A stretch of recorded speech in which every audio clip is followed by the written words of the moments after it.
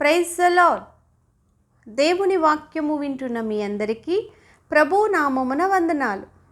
ఈరోజు చదవబోయే అధ్యాయంలో అహరోను కుమారులను ప్రతిష్ఠించే సమయంలో జరిగే క్రమాన్ని మనం చూస్తాము. ఈ దినాలలో మనం బాప్తీసం తీసుకోవడానికి ముందుగా జరిగే క్రమం ఏ రీతిగా ఉంటుందో, ఆ దినాలలో దేవుణ్ణి ప్రతిష్ఠించుకునేటువంటి సమయంలో జరిగే క్రమాన్ని మనం ఈ అధ్యాయంలో చూద్దాం.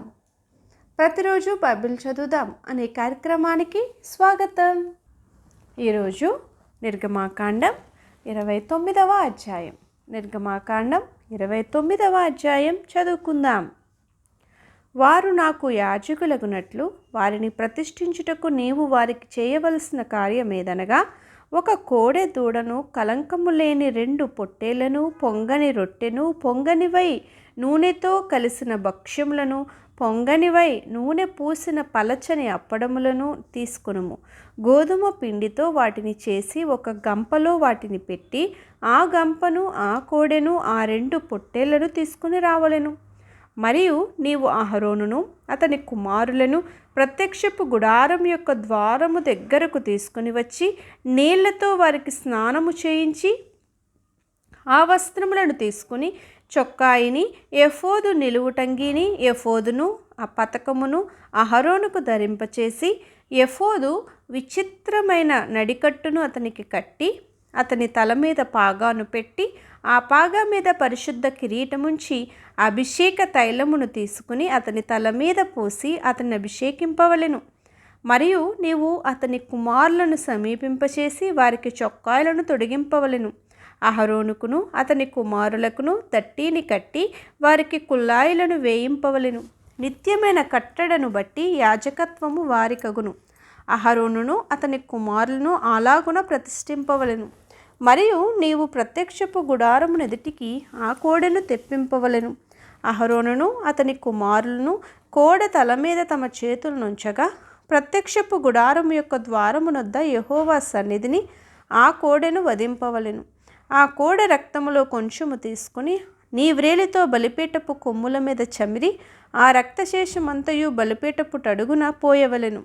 మరియు ఆంత్రములను కప్పుకొను క్రొవ్వంతటిని, కాలేజము మీది వపను, 2 మూత్ర గ్రంథులను, వాటి మీది క్రొవ్వును నీవు తీసి బలిపీఠం మీద దహింపవలెను.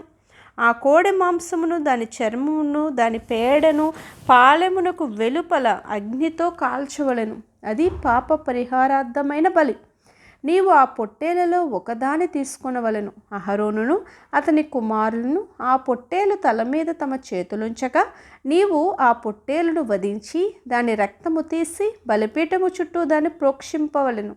అంతటా నీవు ఆ పొట్టేలును, దాని అవయవములను, దేనికి అది విడదీసి దాని ఆంత్రములను, దాని కాళ్ళను కడిగి దాని అవయములతోనూ తలతోనూ చేర్చి బలిపీఠము మీద ఆ పొట్టేలంతయు దహింపవలెను. అది యెహోవాకు దహన బలి, యెహోవాకు ఇంపైన సువాసన గల హోమము. మరియు నీవు 2వ పొట్టేలును తీసుకొనవలెను. అహరోనును అతని కుమారులను ఆ పొట్టేలు తల మీద తమ చేతులుంచగా, ఆ పొట్టేలును వధించి దాని రక్తములో కొంచెము తీసి అహరోను కుడి చెవి కొన మీదను, అతని కుమారుల కుడి చెవుల కొన మీదను, వారి కుడి చేతి బొటన వ్రేళ్ల మీదను, వారి కుడికాలి బొటన వ్రేళ్ల మీదను చమిరి బలిపీఠం మీద చుట్టూ ఆ రక్తమును ప్రోక్షింపవలెను. మరియు నీవు బలిపీఠం మీదనున్న రక్తములోను అభిషేక తైలములోను కొంచెము తీసి అహరోను మీదను, అతని వస్త్రముల మీదను, అతనితోనున్న అతని కుమారుల మీదను, అతని కుమారుల వస్త్రముల మీదను ప్రోక్షింపవలెను.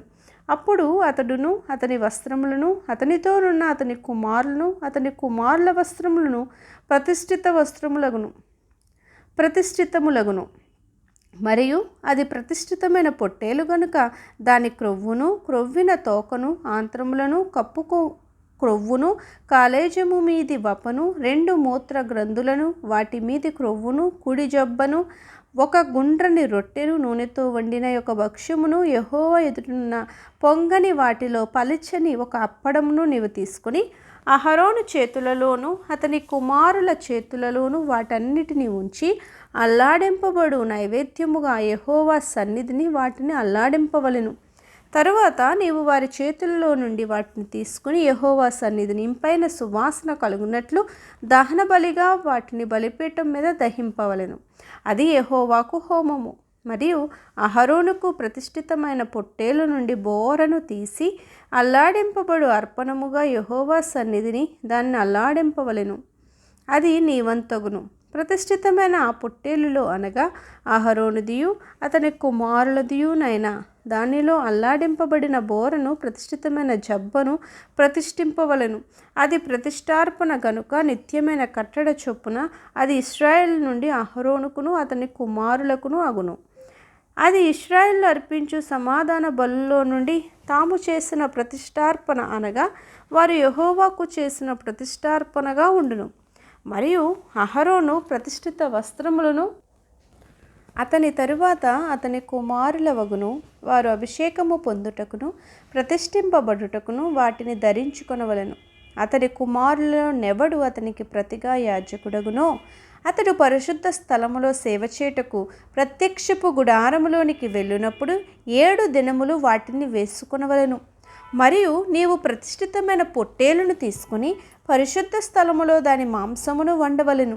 అహరోనును అతని కుమారులను ప్రత్యక్షపు గుడారం యొక్క ద్వారమునొద్ద ఆ పొట్టేలు మాంసమును గంపలోని రొట్టెలను తినవలెను. వారిని ప్రతిష్ఠ చేయుటకును వారిని పరిశుద్ధపరచుటకును వేటి వలన ప్రాయశ్చిత్తము చేయబడెనో వాటిని వారు తినవలెను. అవి పరిశుద్ధమైనవి గనుక అన్యుడు వాటిని తినకూడదు. ప్రతిష్ఠితమైన మాంసంలలోనేమి ఆ రొట్టెలలోనేమి కొంచెమైనను ఉదయము వరకు మిగిలి ఉండిన ఎడల మిగిలినది అగ్నిచేత దహింపవలెను. అది ప్రతిష్ఠితమైనది గనుక దాన్ని తినవలదు. నేను నీకు ఆజ్ఞాపించిన వాటన్నిటిని బట్టి నీవు అట్లు అహరోనుకును అతని కుమారులకును చేయవలెను. 7 దినములు వారిని ప్రతిష్ఠపరచవలెను. ప్రాయశ్చిత్తము నిమిత్తము నీవు ప్రతిదినము ఒక కోడెను పాపపరిహారార్థ బలిగా అర్పింపవలెను. బలిపీఠము నిమిత్తము ప్రాయశ్చిత్తము చేయుట వలన దానికి పాపపరిహారార్థ బలి నర్పించి దాన్ని ప్రతిష్ఠించుటకు దానికి అభిషేకము చేయవలెను. 7 దినములు నీవు బలిపీఠము నిమిత్తము ప్రాయశ్చిత్తము చేసి దాన్ని పరిశుద్ధపరచవలెను. ఆ బలిపీఠము అతి పరిశుద్ధముగా ఉండును. ఆ బలిపీఠమునకు తగులునది అంతయు ప్రతిష్ఠితమగును. నీవు బలిపీఠం మీద నిత్యమును అర్పింపవలసినదేమనగా ఏడాదివి 2 గొర్రెపిల్లలను ప్రతిదినము ఉదయమందు ఒక గొర్రెపిల్లను సాయంకాలమందు ఒక గొర్రెపిల్లను అర్పింపవలను. దంచి తీసిన 1/2 నూనెతో కలిపిన 10వ వంతు పిండిని పానీయార్పణముగా 1/2 ద్రాక్షరసమును మొదటి గొర్రెపిల్లతో అర్పింపవలెను. సాయంకాలమందు 2వ గొర్రెపిల్లను అర్పింపవలెను. అది యెహోవాకు ఇంపైన సువాసన గల హోమమగునట్లు ఉదయకాలమందలి అర్పణమును దాని పానీయార్పణమును అర్పించినట్టు దీనిని అర్పింపవలెను. ఇది యెహోవా సన్నిధిని సాక్ష్యపు గుడారం యొక్క ద్వారమునొద్ద మీ తరములకు నిత్యముగా అర్పించు దహన బలి. నీతో మాట్లాడుటకు నేను అక్కడికి వచ్చి మిమ్మును కలుసుకుందును. అక్కడికి వచ్చి ఇశ్రాయేలును కలుసుకుందును. అది నా నామ మహిమ వలన పరిశుద్ధపరచబడును. నేను సాక్ష్యపు గుడారమును బలిపీఠమును పరిశుద్ధపరచెదను. నాకు యాజకులగునట్లు అహరోనును అతని కుమారులను పరిశుద్ధపరచెదను. నేను ఇశ్రాయేలు మధ్య నివసించి వారికి దేవుడనై ఉందును. కావున నేను వారి మధ్య నివసించినట్లు ఐగుప్తు దేశంలో నుండి వారిని వెలుపలికి రప్పించిన తమ దేవుడైన యెహోవాను నేనే అని వారు తెలుసుకుందురు. నేను వారి దేవుడనైన యెహోవాను. దేవుడి వాక్యమును దీవించి మన వినికిడిలో ఆశీర్వదించును గాక. ప్రతిరోజు ఇలా దేవుని వాక్యమును వినడానికి ప్రతిరోజు బైబిల్ చదువుదాం అనే కార్యక్రమాన్ని సబ్స్క్రైబ్ చేసుకోండి, లైక్ చేయండి, షేర్ చేయండి. దేవుడు మిమ్మును దీవించి ఆశీర్వదించును గాక.